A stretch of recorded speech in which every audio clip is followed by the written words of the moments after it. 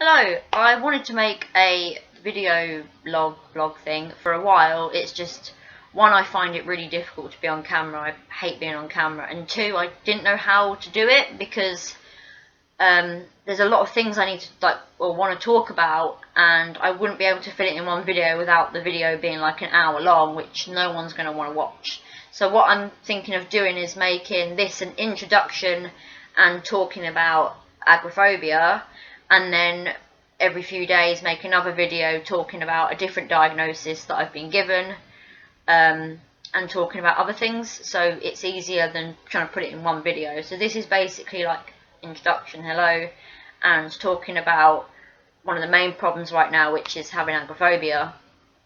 Sorry if there's like cuts in the video. It's because I've either like coughing, or I've stared into space, or I'm going trying to think about what to say next. So I'm sorry if there's like little cuts, but I'm just warning you now. I also move my hands a lot, which can be quite distracting, so I'm sorry. So yeah. So I will read out a list of the different diagnoses that I've had. I know obviously you're not your diagnosis. I'm not saying, you know, well, you're this, so this defines you, because it doesn't. It doesn't define who you are. And people are like, having a diagnosis is bullshit, which, you know, that's understandable. You know, you're not your diagnosis, but obviously on medical records, this is what I've been given as a diagnosis. There's a few on this list, which was from my doctor, but since then I've had other diagnoses. It's such a weird word, isn't it? It's just so weird. But yeah, so my current diagnoses, I think that's how you say it. If I'm wrong, I'm sorry. So my current diagnoses, and this is it back in 2015, was paranoid schizophrenia. That got diagnosed in 2014. Borderline personality disorder, unspecified personality disorder, anxiety, eating disorder, and a emetophobia. Emetophobia is where you have the fear of being sick, or don't like people being sick near you, or seeing it, or even sometimes hearing the word. Anything to do with that is a phobia of that. Post-traumatic stress disorder and obsessive compulsive disorder. And then since then I've been diagnosed with panic attacks, panic disorder and agoraphobia. And like panic disorder and agoraphobia kind of tie into one, because you panic about panic. So I'll kind of give a brief background to why my agoraphobia started in the first place. Back in 2015 I went out to the shopping centre, and some random woman randomly came and punched me straight in the face, which I fell on the floor, and she started screaming things at me, and it was a completely unprovoked attack. I didn't know this woman, and it scared the shit out of me. Went to the police, went to court, but nothing happened. But then after that happened, I wouldn't go out on my own at all. I would have to be with friends. A few years kind of before this, I stopped going in cars, so I had to walk everywhere anyway. I don't know what, I just started having panic attacks. Every time I got in a car, I would freak out, I'd feel sick, I'd feel dizzy, felt like everything was closing in on me, so I avoided going in cars, which made it difficult to get to places, but I could still walk to places.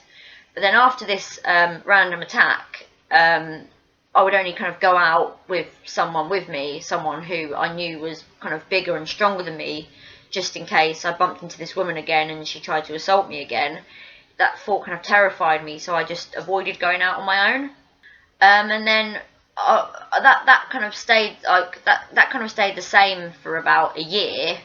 But then I started becoming more and more isolated, and I started staying in more. And then it got to last year, and in the summer, and like I just didn't want to go out anymore. Like I found it really difficult to go out, and I'd always stay in. I'd go out if I really had to, like to the doctors, and you know, sometimes to Costa, but then I stopped going to Costa, and then eventually I just didn't go out until I had to move, which just before I had to move, like I started having these really bad panic attacks, and they would kind of come out of nowhere, and like I felt like I couldn't catch my breath, I couldn't breathe, my hands would go numb, my face would go numb, I felt like I was going to pass out, and it terrified me. And I got given sertraline, which made me have like a 6-hour long panic attack, to the point I had to call an ambulance, which I really don't like doing, but I was convinced that I was dying and I was having a heart attack because it felt so bad. Yeah, I started like having these panic attacks every day, and I kept ringing the doctors like, what am I going to do? I don't know what to do. And then they decided to put me on benzos, which I'm on lorazepam, 1 milligram, and that's 3 times a day.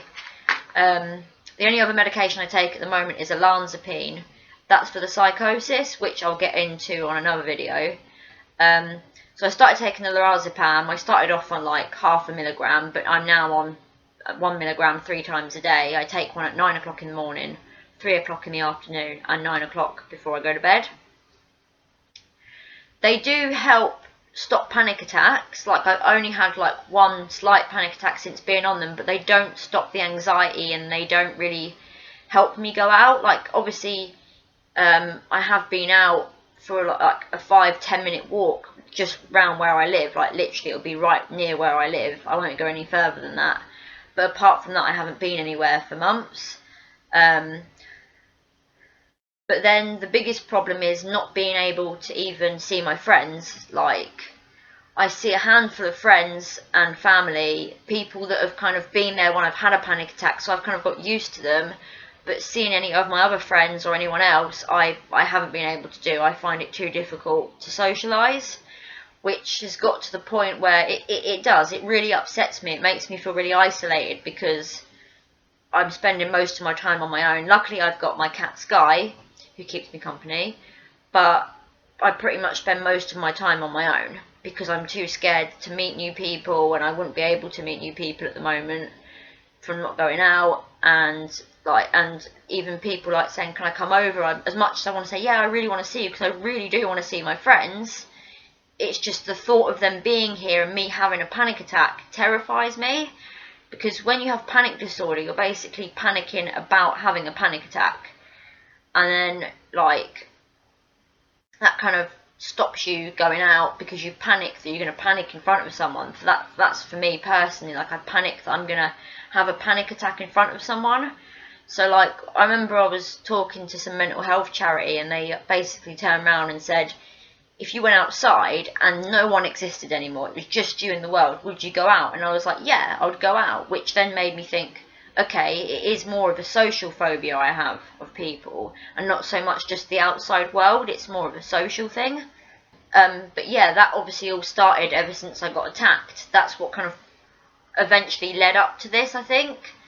And, you know, luckily I had to move as well, and I wouldn't have been able to do it if I didn't have the lorazepam, because I'd literally just started on that, so it gave me that very kind of calming effect, very sedative effect, so I managed to actually get to my new place. But then obviously ever since I've been here, I've only been for a handful of walks, and then, yeah, so that's kind of the basic thing at the moment. Like, I'm waiting to hear from my mental health team. They're going to have a meeting about my case, because I can't get to my therapy, because they're like, you have to come to therapy for anxiety. And I was like, I would, but I'm too anxious to even go out to get there. So it's kind of waiting for them to have a meeting about me, then talk to my doctor to see if they can put me on another medication to try and help with the agoraphobia. I'm trying to think if I've covered everything. Like, it's difficult. I can't remember what I've just said. Like, I know I've just said it, but I can't remember what I've just said. But yeah, that's kind of the basic introduction of, like, my agoraphobia and why it's come about and how it affects me.